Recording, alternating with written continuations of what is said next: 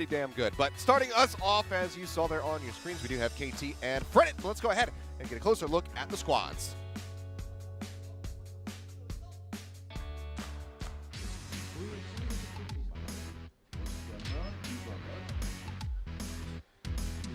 KT 롤스터의 탑라인을 맡고 있는 도란 최현준입니다. 다 새로운 사람들이랑 새 출발하게 돼서 기대가 많이 되고 있습니다. 미드 정글이 중요해서 유칼 선수와 보니, 기도원 선수가 잘해주지 않을까 생각하고 있어요. 이제껏 제가 팀에 나가는 쪽이었지 있는 입장에서 나가는 팀원들이 지켜본 적이 없었던 것 같거든요. 약간 이제 동빈이 형의 기분을 느껴보는 그런 시기였던 것 같아요. 당연히 저는 다음 게임이 쇼메이커 선수가 연계되지 않나 싶어요. 제가 쇼메이처럼 하면은 저희 보니 선수도 캐니언처럼 할 거라고 생각해서 제 실력이 어느 정도인지 좀 확인하고 싶은 그런 상대인 것 같아요. 저랑 보니 선수가 이제 호흡을 처음 맞추는 단계인데 쇼메이 캐니언 그 이상 아니면 못지않게 더 잘해보도록 하겠습니다. 감사합니다. Well, some bold words coming out from you, Kyle, to say the least. Yeah. I'm not too certain about that, but we'll have to just wait and see if Bonnie can deliver on the hype. Yeah, Bonnie coming up from KT's second team, and we've seen good players come up, time and time again every year. So if they're having success so far in scrims and playing together, maybe in solo queue, perhaps, you never know. I mean, Yukal, definitely a very mechanically skilled player, has struggled to really make his rosters work, and now I think this might be his biggest challenge so far, as we do have, not a lot of huge names here. He is with Doran as well, who has made a name for himself. Of course, Hirai still the head coach here with Supreme and Acorn, but it's definitely going to be a big challenge, and I think he's trying to put himself up to the task by raising expectations and saying, hey, we can be just like Canyon and Showmaker. I mean, there's two different approaches. You either raise the expectations or you go in with none whatsoever. But let's go ahead and take a closer look at Fredit Brion.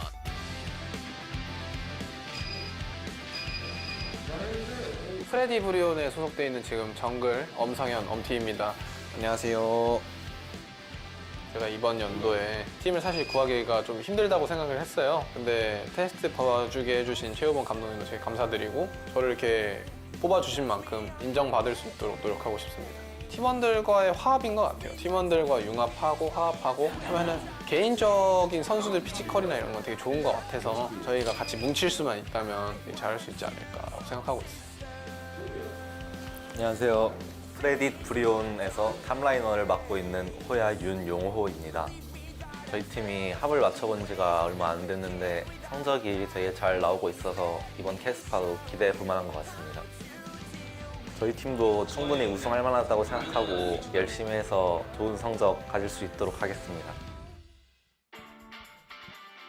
Well, there you have it. Closer little glimpse into Fredit Brion. It's good to see Umti back, even though he will not be starting for their first game of the day.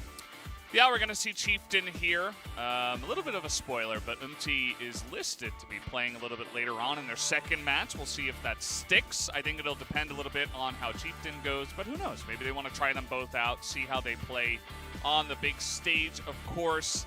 And pretty interesting roster here. I think there's going to be a lot of names that people who are, maybe regular watchers of the LCK, they might be like, well, who are all these guys? Well, they've come from a assortment of different rosters, like Hoya coming over from Griffin, Chieftain coming from Vici Gaming.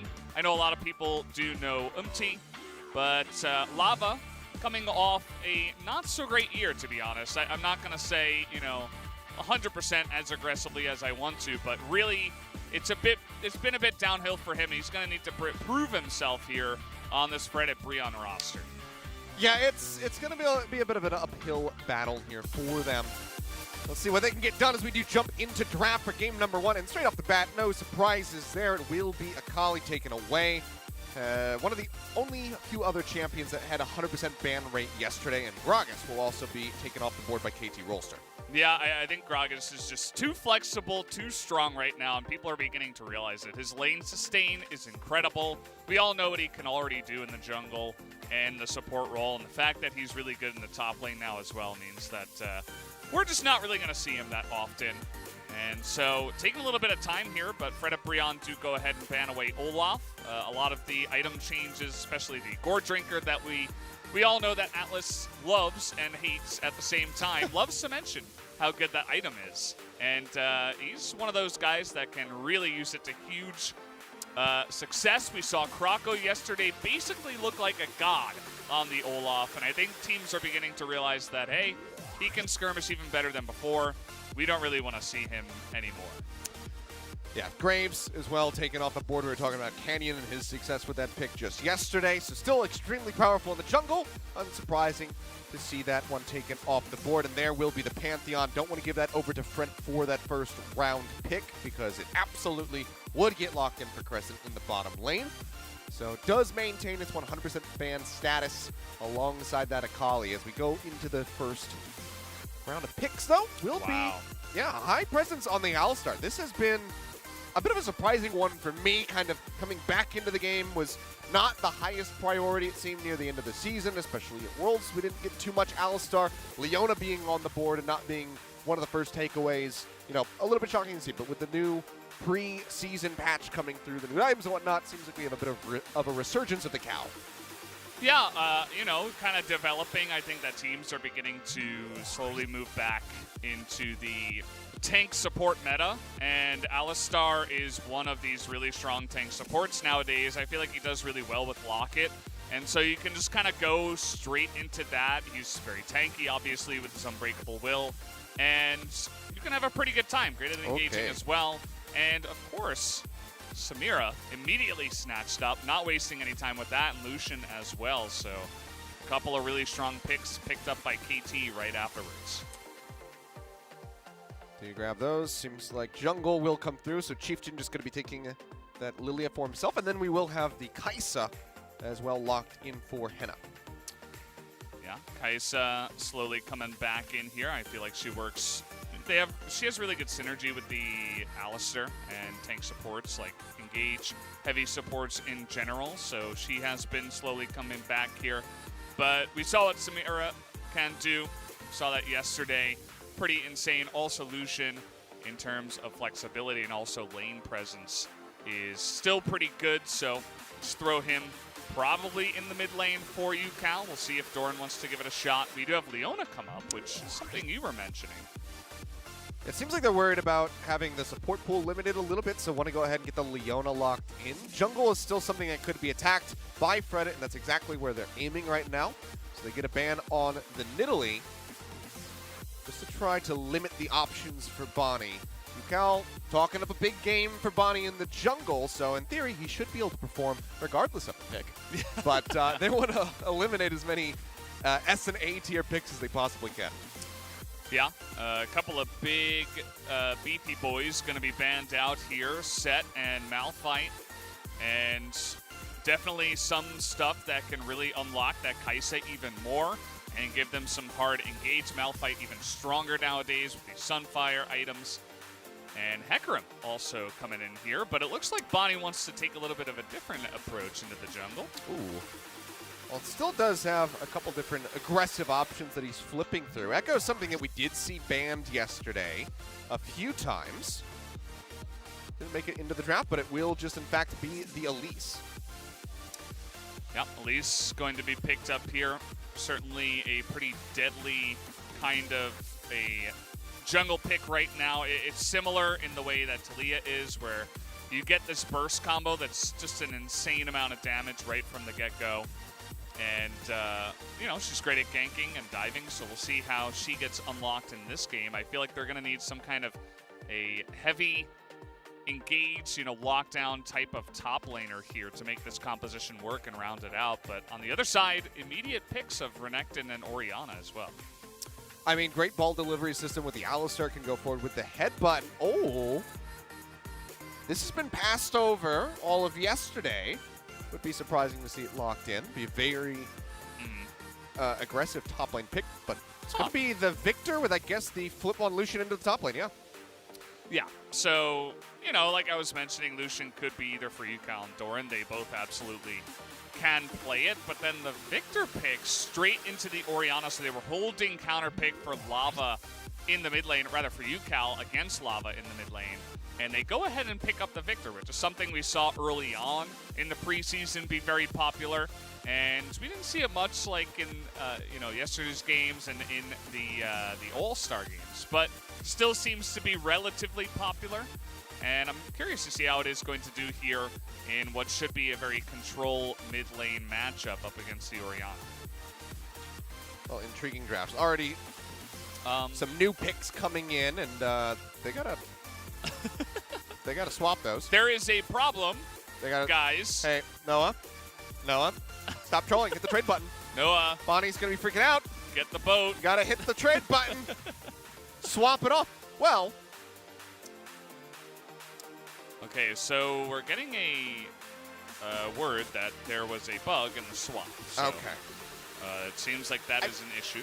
I mean, that's not technically correct because Elise is an arachnid, which isn't a bug, Whoa. but close enough. Are arachnids not bugs? No, they're classified differently. Arachnids are in a classification Wow. of So their own. arachnids are not insects? I think they can be classified as a type of. I think sort of, but not really, is how it's been explained Whoa. to me. That they should be considered separate, Okay. like how a dolphin isn't a fish. That's true. It's kind of like I mean, that. they kind They're very similar, and you're like, Yeah. but they live in It's the not a water. fish, They yeah. should be a fish, but it's they're not. yeah. It's like a sea creature, kind of. I could also just They're be a little wrong. bit different, yeah. Sometimes I'm a bit of an Who idiot. knows? So I could just be making I all of certainly this up. don't know. We have a game issue and a bug issue, apparently. As we anticipated, it will not be the Elise Leona bot lane No. for KT. Not That would have been today. a really bold move to come out with this this young squad backed by UCal and just be like, you know what? Elise Leona bot lane. Try Yeah. getting away. Got Zenith Blade into stun into Cocoon, but we also have no damage to kill Yeah. anybody. So They got some nice burst, but that's about it. And once they get some defensive items, they'd probably just live. We saw some interesting bot lanes in the All-Star game. We had Rengar Ivern, of course, you make the brushes, and then Rengar jumps everywhere. And we had Swain with someone, I don't remember who. I think it was just some kind of engaged support, like an Alistair or something, or Leona.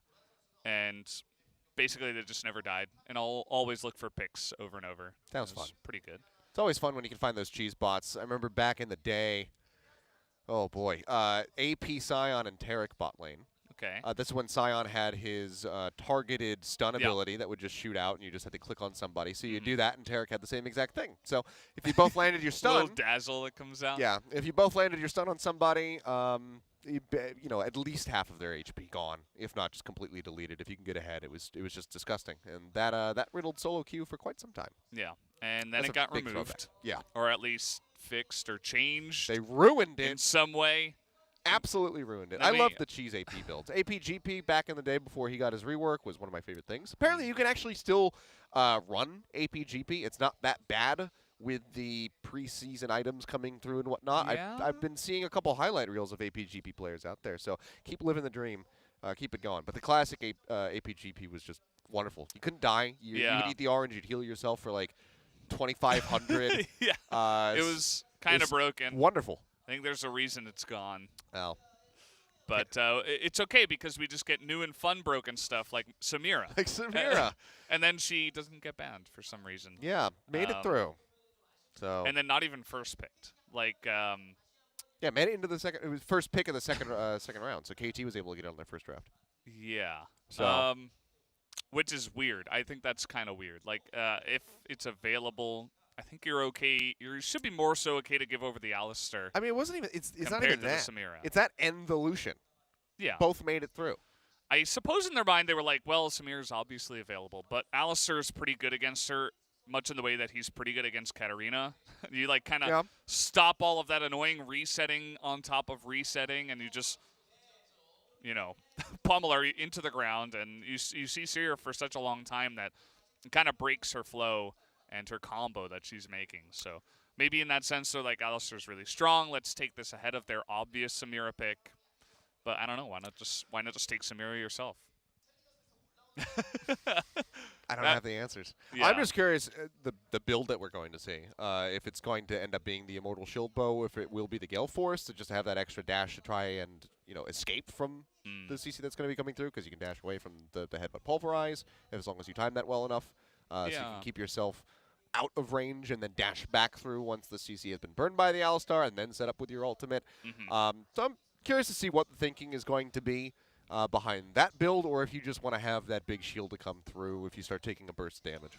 Yeah, I feel like Immortal Shield Bow right now is just an item that people are beginning to realize that it's just too good and safe to not build on most 80 carries. Like in the All-Star game, even we saw a bunch of Gale Force. We saw mostly just Gale Force or Immortal Shield Bow first. And I think at the end of the day, they were just like, no, I think Immortal Shield Bow is just better. Like, it's just safer, It's got good stats, and also you get that shield that comes in. So it's a good, first item to just kind of ramp up into more. It's like a 65-35 split from what I've seen in Korean solo queue at Diamond and up when it comes down to Samira's, whether or not it's going to be the Gale Force or the Shield Bow. So I don't know. Maybe it's just the opinion now, as you're talking about, that it's just too damn good that you have to build for the Shield Bow. That it's just going to come in no matter what.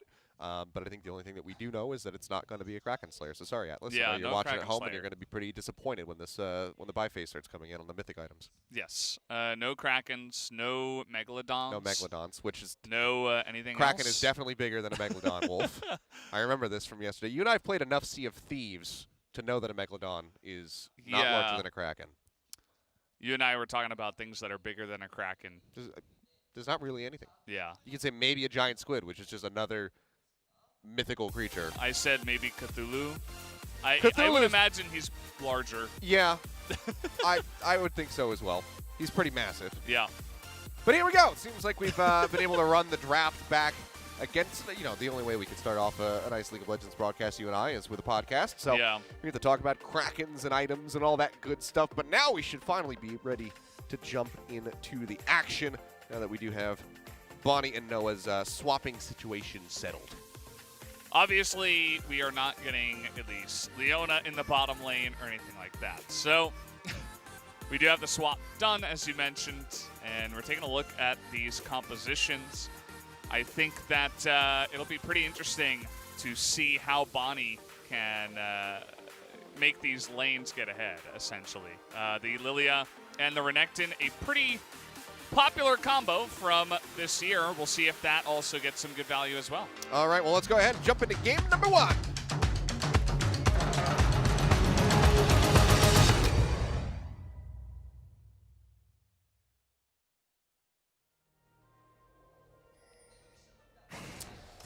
And here we are on Summoner's Rift. All these months later, I can't really say years later, just because a year ago I was doing this exact tournament. It so might have, yeah, you can't say years, but you could say year. maybe a year. When was the starting date? I think it was earlier. I think it was a few days earlier, but I Yeah. know that it still did run into 2020, as we're going to be running into 2021, Yeah, I remember that as well. just for the final at least. I was doing the New Year's Eve broadcast as Atlas usually takes care of the Christmas. We usually had that swap going on. I was doing the emergency Yeah. 1 a.m. drive across the city broadcast. The Achilleos ambulance to save the life of Atlas. And you did eventually get there. What an evening that was. Wow, how did that ball not hit that minion? What? That looked like it didn't do any damage at all, but it looked a little bit weird. Yukal's already dominating him in the lane here, looking pretty good on the Victor. Always looking to trade at level 1, of course. Yeah, meanwhile, just top lane. Going to be going as anticipated. A lot of poke damage going to be coming through onto the Renekton. Had to take this semi-blind because they weren't certain if it was going to be the Lucian in the mid lane. So we'll get pushed around quite a bit for a little while here, at least until we can get some defensive items to come through, try to mitigate some of that damage.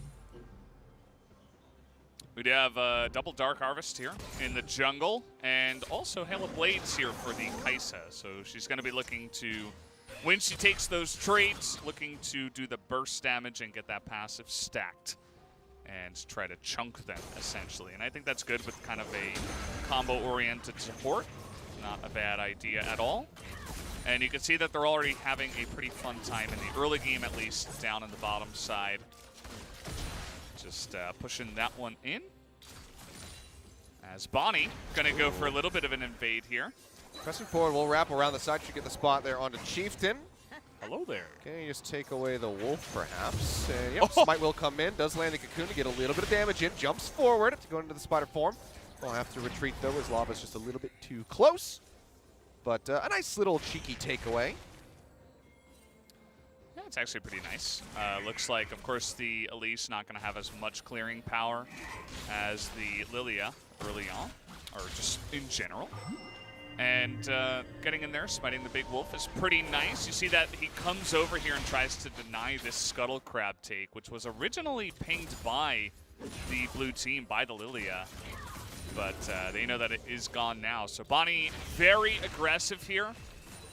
And you can see that UCal is as well. This is one of the more exciting things for me for this new KT lineup is that UCal is very aggressive. It seems like Bonnie is also quite an aggressive jungler, especially in this matchup. It's hard not to be. But that can be a very good boon for your team if you're just very aggressive in both the mid and jungle. You kind of play 2-on-2 very well. You can beat a lot of the weaker teams just by having that synergy. Well, we'll just be slow and steady for now. We'll see if the jungler is going to be able to ramp up the action here in a few minutes as they get ready to do their first full clears through. And start seeing what kind of item builds will be coming out. Yeah. And not much action down here on the bottom side either. Just a bit of trading. I thought that Crescent and Henna would try to get aggressive early on. The Leona pick into the Alistar was pretty interesting because most of the time Alistar is a very good pick into Leona. You can just stop her Zenith Blade essentially and knock her up once she gets in and not have to deal with any of her shenanigans, especially once you hit level 6. You take away a lot of her utility because she's essentially got a root and 2 stuns, and none of that is going to do anything against you if you can just Unbreakable Will out of it. So you can really, you know, get that lane going for yourself. Hoya looks like he's playing very passively up in the top side. Really worried about this this Elise, and of course doesn't want to get poked out by the Lucian. Yeah, was starting a back when he was underneath the tower, but seems like he doesn't want to try to lose out on the minions. The Dorn was just going to start pushing the wave back through, so does end up sticking around. I thought maybe we were going to see the routing come in from Chieftain to make his way up to the top side. He will go ahead and use the Scrying Plant to spot that it is warded. So he knows that he cannot really wrap around on Dorn and try to execute a gank. And knowing that the Scrying Plant was used on the top side of the jungle, this enables for Bonnie to just rotate over with the help of the bot lane and go ahead and take away this first Drake. So Infernal going to be coming through on the board for KT. Yeah, they're easily going to be able to pick this one up. They get that bot priority, and Chieftain was essentially just going for full clears after getting double scuttled. Just going around and clearing his own camps and trying to scale up and hit level 6 for now. But again, this aggressiveness, this proactivity on the map has been good from the side of Bonnie and UCal, and even their bot lane, just to push it in. And they have that wave clear with the Samira, and they have abused that very well so far. Quite a bit of wave clear coming through. The Greaves there for the Renekton, forced to purchase the boots early to just go ahead and try to mitigate the amount of AD damage that's coming out from Doran.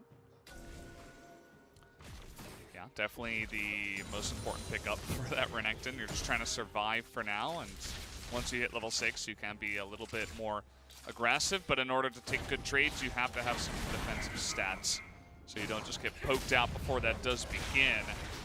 As the blue buff did not go to UCal, that was a mistake. You know, new KT roster squad. Got to work on the synergies there out of the mid of the jungle. Clearly. So, even though that is a handoff that is commonly executed in many a solo queue game. So, Yeah, especially on the Korean server. I heard actually from some of my friends that play on NA at least. Not super high level, but maybe like silver gold-ish, and they're like, it's not a guarantee that the mid gets the second blue. And I had just been playing here in Korea for so long that if you don't give the second blue over, the mid is just going to leave the game. It's just you start the inting process. Yeah. Unless it's a very special scenario, like your jungle got invaded, you're very under-leveled, and you need that XP. Or you're like, I don't know, like a level 5 Fiddlesticks, and you would like to have mana for your level 6 first gank. Or if your mid laner doesn't use mana. Yeah. Is also, I mean, there's, I assume still spell haste. I genuinely actually don't even know about the blue buff changes. With all of because before it'd be CDR. I assume that there's still some spell haste that would be contributed temporarily while you have the blue buff, but yeah. I'm not 100% on that. But I would imagine so. Yeah, I mean, that would be good for anybody in general, but, you know, if you have a mid-Aatrox or something, the blue buff's not really going to be a super big priority for them. Priorities, however, for KT is going to be securing this Rift Herald, as Bonnie's already started up, jumping it down to about half HP. We do see the roam coming up from Crescent, who's just now making his way into the mid lane. This is a very slow response from Fredit. Yeah, I don't think they're not going to be able to secure this. Lava was waiting for Crescent to get there so he would potentially have a ball delivery system to throw out the shockwave, but is unable to do so, and in all likelihood, Crescent would have just gotten absolutely obliterated as he is not level 6 yet. Yeah, it's, again, more proactive from KT. They have some goals in mind. Let's take these objectives and run with it, and Fredit Brion kind of just chilling out. They're not really doing anything right now. They're just trying to scale, I suppose. There's been no focus on the top lane, as even though Doran has been able to gain a very nice CS lead up in the top side, there has been no relief on that lane, really. Lily has not been able to visit there and even try to pull off a gank or anything like that. Everybody's pretty much got their summoners. There's been zero action in this game, and meanwhile, KT's getting everything. Except the gold lead, but they're not far behind. So, will be quite all right. Got that Infernal. It's just constantly going to be gaining more and more value as the items do come through. See a little bit of extra freakiness coming in now from Hoya, who tries to dash forward in onto Doran. Can't get it, so we'll take a nice little chunk of damage in return. As Zeus just looks to shove Henna and Crescent off of the wave. And Leona does a very magical job of that. Not sure, I guess it's because Crescent is just not level 6 here, that they're just going to wait and let this one push, but he's not even close enough to get the XP. So I think that, you know, instead of going ahead and warding the Dragon, which has still got 40 minutes, or 40 seconds rather, I think you want to be close and get those XP points. I missed that change. Really long games now. Yeah. But three-man collapse going to be coming up here into the top lane. Doran already having flashed away. They will jump in under the tower. Shockwave pulls him back through. He's taking quite a bit of damage. And it's too tanky. An exchanging coming out. Bonnie goes up into the air but has nowhere to repel to. Drops down, flashes away. Will use the smite on the Krug to go ahead and try to top himself back up. Flash over the wall. Yukal just managed to find one. Lava going to be taken down. Zeus doesn't manage to stun them, but does find the slow. They've seen it played forward. Will lock in Hoya. They will take him down. It'll be a 2-to-1 exchange in favor of KT, but first blood goes to Bro. Bro coming up big with the first blood. And I think it was a pretty weak response from Doran. This is a very early flash. You know that you're getting dove. And he's like, oh man, I'm a little bit too close. Like, he was trying to clear the wave, but then he didn't have his flash because he was too close and he had to flash away. And you're thinking, oh, this is a disaster for KT. But actually, the cavalry do eventually come in. Bonnie gets out of there with the repel. And a nice flash forward and slowing, at least, with his ultimate from Zeus to secure themselves another kill, as there was no flash available for the Renekton and no dash to be able to go over the wall. So at the end of the day, it's actually a pretty good trade here for the side of KT, even though it wasn't the best response, in my opinion, from Doran. Yep, they do spare themselves a few blushes there and barely eke out a slight gold lead, but as you can see, it's going to be swinging back and forth here as Fredit Brion does try to stay close. I can't make my mind up what I want to call them. Do I want to call them Fredit or do I want to refer to them as Bro? Bro's good. Either name is fantastic. it's a win-win. It's a commentator's Yeah. dream. I think that you can kind of swap off, see what feels better. I think Bro in certain scenarios is probably better, just like Bro picking up first blood. What is going on here? Okay, well, Bonnie getting a little bit deep there. We'll just jump over to the side as the Rift Herald will come out, but going with the charge. Several plates going over. Doran will be able to absorb the solo gold from that. It's a nice little injection into the Lucian's pocket, who already does have his Immortal Shield bow completed. So nearly 2 of those Mythics going to be ready here for the side of KT Rolster, as Noah is just a small little purchase away from getting his own done. Yep, as we were talking about, that Immortal Shield bow seems to be too big to fail. Too good to not build, if you will. Cocoon not going to connect. Repel comes in. Wave has been cleared. Bonnie drops in behind it. Stun comes out. Luckily, the Spiderlings are going to be absorbing the tower shots, so will be able to escape with his life, but that was a bit closer than it really needed to be. Yeah. It was a good response from Hoya. He knew that the best way for him to get out of that dive was just to clear the wave immediately with your Dominus and say, now try to dive me. You're both very squishy. Elise is a very great turret diver, but at the end of the day, they didn't really have the momentum to get in there. As she went in a little bit too early, Bonnie did. And it's just back to farming, it looks like, for both of these guys. The mid lane hasn't had much action. It was just the roam coming in from UCal. That was the only piece of that puzzle. Yep. Not too much tower damage dealt, outside of that top lane. A little bit on KT's mid outer tower, but that first tower gold still going to be eluding KT for the moment. But Doran in a decent spot to chunk that down just by constantly shoving the wave through. TP's going to be used. Zeus will go ahead and show himself in the mid lane, as UCal just comes back in to go ahead and clear things out with his Death Ray. Yeah, he's going to be powering up really nicely. Oh, no. They headbutt him away. What? Oh, Crescent doesn't get the combo for the headbutt. Pulverize just sends him out to safety. Bonnie says, well, thank you very much. Yeah. One of the downsides of playing Alistair, I suppose, had his combo broken up halfway through, and we got Shirley on the map now. So after all that, they did bop Bonnie away, but they didn't get the kill. So Bonnie able to get back towards full health, and KT want to fight this one. That they do. Down below half at the moment. Eye gets popped. Zenith Blade not going to connect. It goes lower and lower. They're not in range to try and take this one away with a smite, so will get scooped up by Chieftain. Now, Dragon onto Zeus. Chieftain finds the final blow. It will just be a Herald and 1 kill here for Fredit, but tie it up 2-2, and now they have Rift Herald of their own to try to break down a tower. That was a very confusing moment. I feel like, you mentioned it before. This is the KeSPA Cup, and these teams are kind of getting used to their rosters as, okay, a bit of a back massage from Doran, but he'll be able to... That's a good way to put it. Yeah, Hoya. I almost called him Horan, which is Doran, but with an H. And, yeah, he's able to get out there pretty much alive. But take a look at this. I mean, it's like, make up your mind, Are you going to go in or not?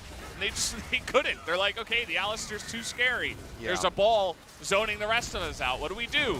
Well, I guess Zeus will just step forward by himself, let them take the Rift Herald, and then back away with Zeus only dying. And, either contest the objective and try to take a fight, or go somewhere else on the map and get wins there. Yeah. Thankfully, Doran did get the turret by himself up on the top side, but definitely a little bit of a stutter step in this game, I'd say, for KT. Just a little burst of damage there on a Crescent. Cal has joined in with the rest of the squad. Zenith Blade gets the connection. They jump forward, force the flash back underneath the tower, as well as the ult here from the Alistair. So they soften him up, but Dragon doesn't spawn for another minute and 8 seconds. So it will just be everybody scattering to the wind yet again. Yeah, pretty interesting that he did go for the flash. I think he would have been fine even with the 4 of them just doing a bunch of damage, because he did have that ultimate available. Here's Lava. Speaking of flashes, yep, Cocoon does connect. Lava just going to be zipping his way away. Shockwave does get burned, doesn't find the connection. Bonnie now going to be slowed up. And yeah, Will get stunned, will get taken down. Zeus as well, arriving a bit too late, comes in. Headbutt pulverized, knocks him into the air. No one does manage to drag one back in, but the Samira will get cut down. It's a double kill. Scooped up for Henna, and now a Rift Herald summoned into the mid lane to try and burst down that tower. Yeah, this is a massive turn of events here. Lava, probably not on purpose, unintentionally, but he actually just baited two members into a rough spot of Calculated. KT. Very calculated, apparently. And also, UCal got caught in the mid lane by himself, dying to a Renekton. He flashed as he died. So just about the worst scenario possible for KT, because they use a lot here to try to get onto Lava. Yep. No flash left on the Elise. Follow-up engage is perfect. This is why the KeSPA does get enabled so well by this composition. Talked about that during the draft. And then, of course, in the mid lane, is just Hoya 1v1ing the Victor, who didn't have his Chaos Storm, so he could just dive the turret. He didn't have the damage to take that giant Gore Drinker Renekton away, and just gets 1v1. So it's like 3 or 4 free kills, and of course the mid turret, and immediately Bro gets the lead. Even more, 2 mid towers. They got the inner as well. Oh, wow. Yeah. What? About to say, noticed it right after the replay. Inner tower down as well. So even more value than we were anticipating before the replay came up. Yeah, Fredit just absolutely capitalizing on the over-aggression from Bonnie. Does manage to go ahead and get the second dragon here for KT. It will be a Cloud Soul, so not great. Yeah. But it's something. But now they lose another tower. So 3-1 in that regard, 6-3 in kills. Only 600 gold the gap at the moment here, so definitely not insurmountable for KT, but they need to get on the same page here pretty shortly. Yeah, I mean, if you look at the KT roster, they don't really have someone that just stands out immediately as a leader. Maybe Zeus. He's a guy that has a pretty nice amount of experience. You would think it would be UCal. Yeah, I mean, UCal maybe, but I mean, he's still relatively young. So, I don't know. It just feels like after 1 or 2 plays don't go their way, this game is kind of flopped over to the side of Fredit, and it's a little bit concerning. Yeah. You know, I think that you have to keep your cool, keep your calm after things go wrong, but they are losing a lot so far on this map here to the side of Bro. Let's see if they're going to be able to engineer a comeback here. Double shield bows have been since completed. The Leandri's anguished there for UCal as well.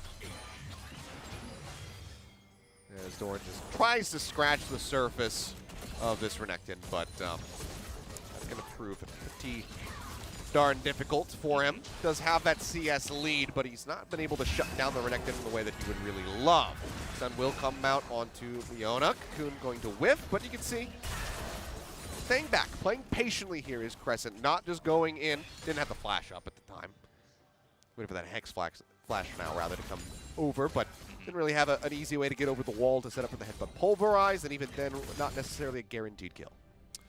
Yeah, you get Zeus to get out of there and just say, okay, we got something. Just trading the ultimate for Chieftain for that summoner. And now we got a teleport coming in. Hoya in a bit of trouble. Vision. He knows that this is happening. Goes ahead, pops the ult, gets quite a bit of damage in on the Dorn. Will pop that shield bow. Still falling lower. Dashes forward the slice and dice to try to get out of the way, but Cal is able to hound him down.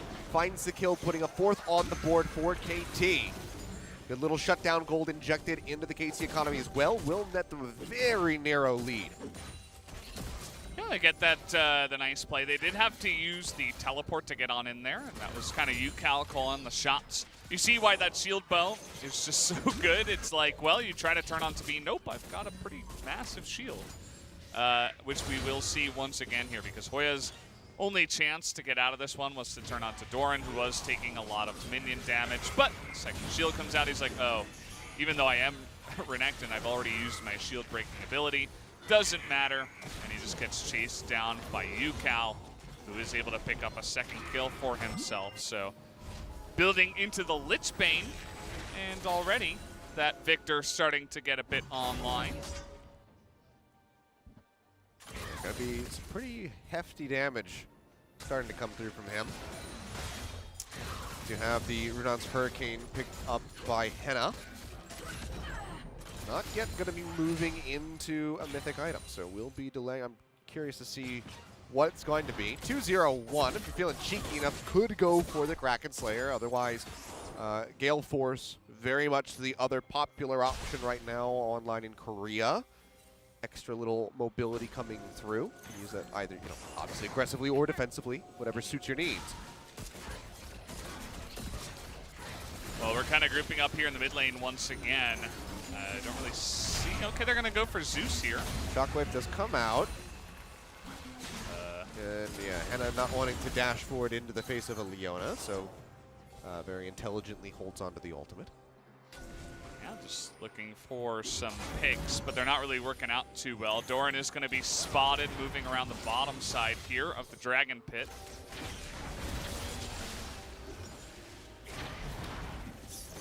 Doesn't look like any fight is going to break out, so... Well, at least not yet. The KT's starting to make their way into the jungle. Can't get the takeaway on that red buff. Hoya, he could just continue pushing in onto this top tower. Doran does have a TP to try to respond, but seems like he's anticipating the fight or wants to set up a flank angle to try and force one here. But he's spotted by the wave, so they're well aware of where the Croc is at. Wave not yet available here for Lava. Going to be waiting on that. Stun's coming through. Zeus manages to stun up the Renekton, but as he comes out of that, will find the kill. Doran taken down, Crescent falling low, but still just playing the front line here for the rest of his squad. Bonnie, Yukal, and Noah now on the wrong side of the river, away from their base. If they are going to be able to retreat successfully here. Seems like the HP bar is a bit too low for Grow to try to play around with, so KT will just go ahead and start up this dragon. Would be their third. No way. They're teleporting. They're Okay. definitely going to go for it here. And they do have the Renekton to tank, so it does seem a bit early, but I think they can do it with the 2 kills that they did get. It's completely out of vision. KT. They see it now. Yeah, starting to realize what could be going on. Bonnie's going to make his way over. Yukal checking the brush with the death ray. TP going to be forced out now by Doran as he looks to join into the rest of the fight. The instant pull off the Baron comes through. Hoya has to slice and dice away, so cannot get on top of somebody. Try to set up a stun. Try to set up a kill, so will just be a pull off the Baron. So 2 TPs used to force 1. Yeah, I mean, you do get the teleport, but at the end of the day, I think they should have just killed the Baron there, honestly. They had the lead in this game, and take a look at this one. I feel like Chieftain is just doing so much work. You see the flash helicopter maneuver from that one, gets the double sleep, and that gets Kaisa into the back of the fight because Crescent was really having trouble finding that great engage for his team. And so Chieftain's like, okay, I'll do it. He just hops in there, gets the double sleep, sets up onto at least one of the squishy members in the Lucian, doesn't let him do his ice skating here that he loves to do. And so they're able to get the 5-on-3 from there on out, but the poke from the side of the Victor and Samira was a little bit too much. So they decided to back away. I think they should have stayed on to the Baron, but they thought maybe they could turn the fight. But then again, once again, realized that they have a bit of trouble with the poke from Victor if they do not have hard engage onto him, which they did not have at the Baron Pit. I can respect the restraint, though. It's better to pull away from the objective than to just, potentially int into it. So they just want to play this one out as slowly and as patiently as possible. Do have a slight little lead secured for themselves at the moment. Well ahead in kills and one up in towers. Dragons, however, going to be the thing where the spot where they're lacking a little. That just genuinely stopped me in my tracks. That just happened, yeah. Lava is excited. He's ready to kick off 2021 in a big way. There we go. The engage going to be coming out. Solar Flare not going to be able to get the stun connection onto Hoya. A lot of damage now out onto Crescent. Makes him low. They're all going to be chasing forward, just tanking up Lava as he falls down to about half HP. Trying to play defensively here by moving the ball around. Get the command attack. Pull over towards the Baron. Scuttle Crab going to be started up, likely finished off. But do they start the Baron? I think this might be a bit too risky here for KT, so maybe they just want to try to bait the members of Fredit in. Seems like they will just go ahead and pull away, however. Yeah. Just gonna delay that back of Zeus a little bit, and I don't know what it is, but both these teams have a hard time engaging. We saw multiple mix-ups there from both sides that did look a little bit silly. Obviously, the flash from Lava started that one off, and it turned into, you know, whole bunch to do about nothing, essentially. No, you know, no objectives were taken. There were no kills in the entire just posturing here. We'll take another look. You know, this starts off pretty good. You get that pick onto Zeus, but he can flash away. And Hoya doesn't feel comfortable enough to just go straight into that. Crescent, he engages, but Doran just dashes away, and he takes his whole health bar and damage, and so both sides are just like, well, we're not engaging, and you're not engaging, so okay, yeah. I guess we'll just maneuver over to the Baron, maybe try to bait them in, and you know, at the end of the day, they don't take the bait, so here we are again. Yeah. Yeah, you know, you and I were talking about it before the game got started earlier. Just how are these teams going to play against each other? You know, a lot of younger talent is going to be debuting in the LCK for the first time.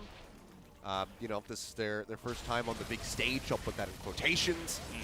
You know, how are they going to perform in this scenario? And it seems like timidly is the result. Baron going to be down below half HP. Do they hard commit for this or do they peel off? Crescent's going to be on the back side trying to make his way over. Solar Flare going to be dropped in. Quite a bit of damage coming up from the Baron over onto Henna.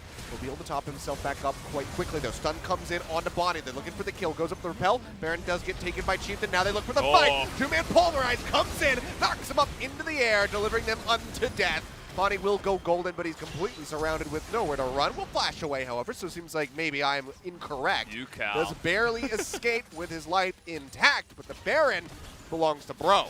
Yeah, Bro gonna pick up that Baron. And UCal is trying so hard to just carry this team by himself, essentially.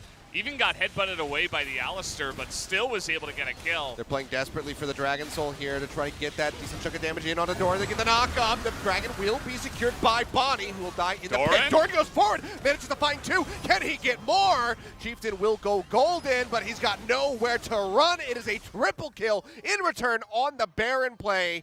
They get the Dragon Soul, they get the kills. KT Rolster not out of this one yet.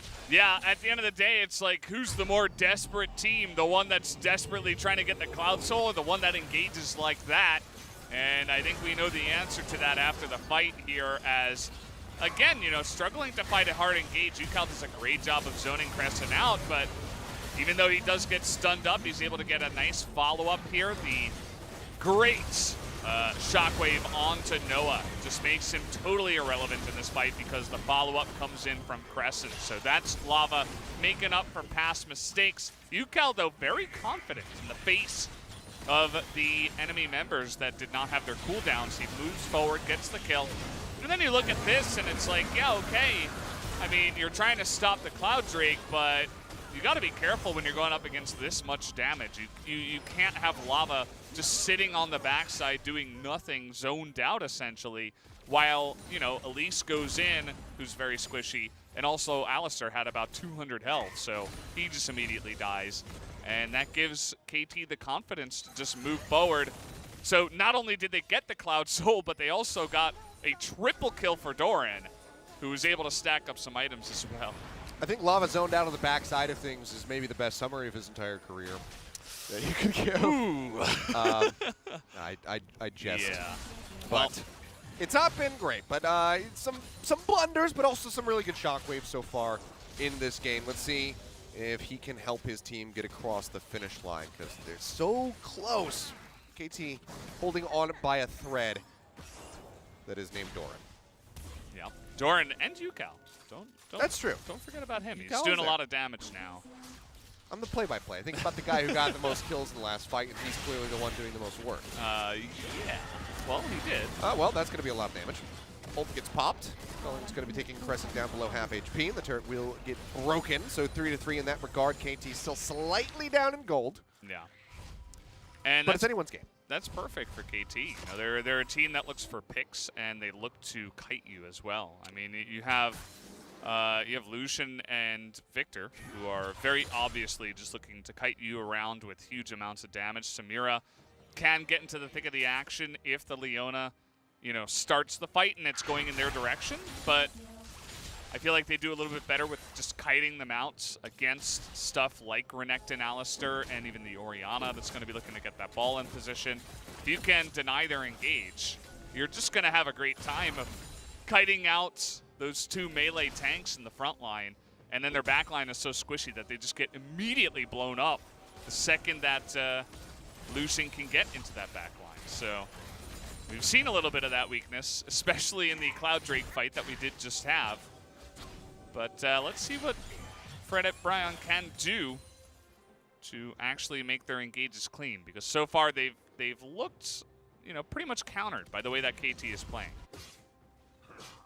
I think that if they can delay Bro on this side, if they can try and delay and potentially get, you know, the Infinity Edge or at least a Mercurial Scimitar coming through for Henna, then that would be a big boon for them, because they need him to be able to survive in the fights and not get locked down by the likes of Zeus or Bonnie for that matter if the Cocoon were to land. That would make him very much a powerhouse.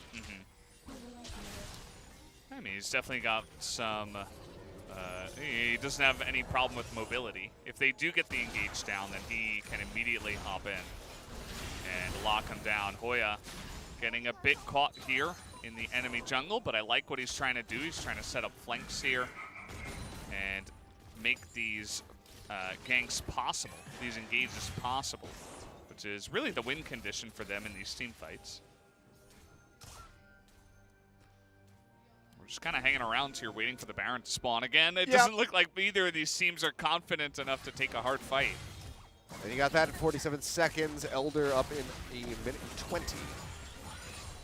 So solid options here for KT. Crescent just going to be pulling along the flank. Looking for the push forward. Can't really do much to deter it. And the calling used by Doran not really going to find anything. The shield from Lava absorbing the majority of the hits that he had taken. Decent little chunk in. Crescent goes forward. Polarizes, then gets the headbutt. Takes quite a bit of damage. Will get stunned up on the back end of the gravity field. Can't finish him off with the death ray, but it's a good amount of damage out onto the members of KT. But that being said, UCal strikes first. Diamond comes through from the head and taking the killer instinct into the back line, looking to finish off Doran, but he gets the shield coming through from the Immortal Shield Bow. He stays alive, and he and Noah start to do work. A double kill coming in for the Samira. Looking for a little bit more. Lava barely does manage to flash away, but he is the only person standing. And with 40+ seconds on the rest of his squad outside of Crescent, it looks like KT will just be able to push through, take down the Nexus, and finish out game number 1. Yeah, the fact that he survives means there's a tiny chance, but it's not a great chance. He's trying to clear out these minions. So Shockwave tries to get Bonnie, and Solar Flare will not connect, nor will the Zenith Blade get zoned over to the side. Doran going to be chasing forward, but the Nexus is exposed, and there's more than enough damage to finish it off. KT not going to be playing a ring around the rosy to try to finish off Lava. They just go straight for the throat, and they will be able to get the win. A hard-fought one, though. Very close. They only managed to finish this up 1 kill over Fredit. Yeah, a close game here between these two teams, but I'm not sure if it's for a lot of great reasons. I think that both of them need to work on a lot of different things because, at the end of the day, it kind of just felt like Doran and UCal hard carried the rest of, they kind of hard carried the game and made it interesting because everybody else was like, too scared to even put their toe in the water. They're like, oh, it's too cold. I can't do it. And that makes sense. I mean, Bonnie, he had that confidence early. He went for he got the invade on the wolf camp. He was able to take that away. And then he tried to invade again, and then he got punished for it. And then from there, he's like, okay, you know what? Maybe I'm just going to chill for a little bit and just play a little bit more passively. So did that, and then, yeah, you could tell that the rest of the team was a bit too timid, hesitant about making some hard engagements, but they get there in the end. They found the confidence as the game went on. They did, and of course Bonnie on the Elise, he kind of did his job, right? He enabled his laners to get fed. His aggression meant that UCal was very safe to be aggressively pushing and denying some farm and getting a lot of farm for himself. Same can be said for Doran. He was able to get him the first blood turret up on the top side with the Rift Herald take that he got with his early game pressure alongside of his team. I feel like KT, between the two teams, even though they're they both look still very green as rosters. They both still need a lot of time together. They're very new rosters here, as is always the case for the KeSPA Cup. But they both need a little bit of time, but KT seemed a little bit better in that facet. Yeah, I mean, I don't think there's going to be any teams here throughout the KeSPA Cup that we say, like, there's no hope for you in the LCK. Yeah. I think that all of them, are going to need some time to gel and mesh. Obviously, Damwon has already kind of done that, but we anticipated that. Yeah. There was very few changes made to that. They'll be fine. That roster. So we know that they are going to be okay. We can anticipate that the bigger orgs, T1, Gen.G, likely going to be okay. But for these completely new rosters that are coming in, just going to take a little bit of time to gel, play against some of the tougher opponents in the LCK, and then improve from there. So I think that there is hope for both Fredit Brion as well as KT Rolster. Yeah, it does seem that way. Not saying get excited, though. Never get excited. No, do not get excited. Not yet for either of these teams. We still have a lot of work to do. Yes. On the Fredit Brion side, I mean, I'm looking for something that really stuck out to me. That was something they did really well, and there really isn't that much, to be honest. I feel like they were always playing reactively. They're like, oh, okay, the enemy team is up here on the top side. Let's take them out in Drake. Yeah. And that was the one Drake they got. Every other Drake was KT moving in and taking it, or kind of just starting the fights. I liked how they acknowledged that we need to engage somehow. Let's look for flanks. Let's look for weird angles, and they did that a little bit, but their actual execution during the fight needs a lot of work.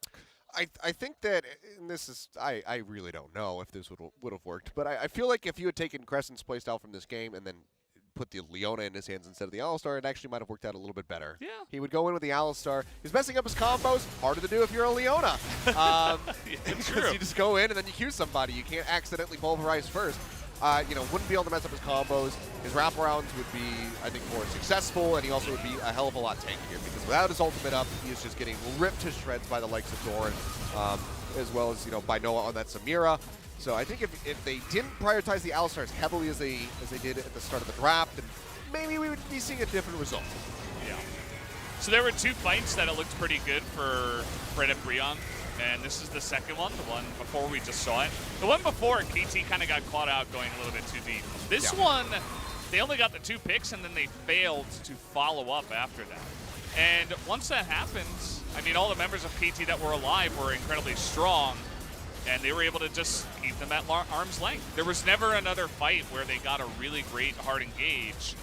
There was the one at the Baron, but even then, that wasn't amazing. Yeah. And if you can always keep them at arm's length with this kind of a comp from KT, you're always going to win. And they did that very well here. So shout out to Llama. He did get this one nice ultimate onto Noah, which was a game changer. Yeah. And that's set up for the play for Crescent. So, fantastically done in response to the shockwave. It's just when he had to be the one to try to set up the plays or be the ball carrier, that's when things fell short. Like this moment here, as we shift over to the Dragon. A big swing in things was really good suddenly for Fredit. Then it was really, really bad as they lost all but one of their Baron buffs. Shortly thereafter, getting it, Doran picks up a triple kill, just further accelerating him on the Lucian. Just slow and steady spiral out of control for Fredit after they had that mild little lead in their hands. This fight was all over the place, and I'm not just talking about the Alistar engage. It was like one by one coming in here, whereas KT, they had a nice little concave going. They were able to kite them out. They were able to punish the Alistar immediately. Wow. And take a look at the damage numbers. They did so much more than any of the carries on the side of Fredit Brion. I'm not sure why KeSPA's up there at the top, but neither am I. But a surprisingly low amount of damage there for the KeSPA, the Samira as well. Just didn't really get put into a position to try to pop off. So doesn't get much done, but it doesn't matter because you got Doran, you got UCal, the veterans of the squad, the veteran of this series overall. When in comparison to the members of Fredit Brion, and they're able to excel. Yeah, that one fight at the Cloud Drake where Lava just was kind of standing nearby as one by one his teammates went in. If you do that against KT's comp, you are going to lose. Yes, you are. Well, guys, that's match 1 out of the way. Coming up next is going to be Hanwha Life esports team that we're very excited to see going up against T1. So stay tuned. Match 2 will be coming at you in just a bit.